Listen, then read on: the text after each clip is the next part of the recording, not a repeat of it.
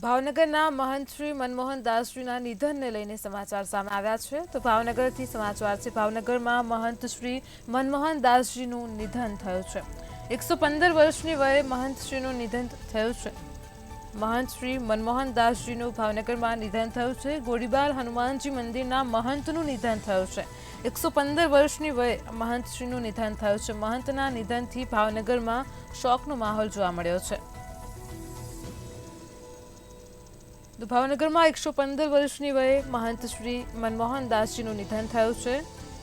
મહંતના નિધનથી સમગ્ર ભાવનગર શહેરમાં શોકનો માહોલ જોવા મળ્યો છે. 115 વર્ષની વયે આ મહંત શ્રીનું નિધન થયું છે.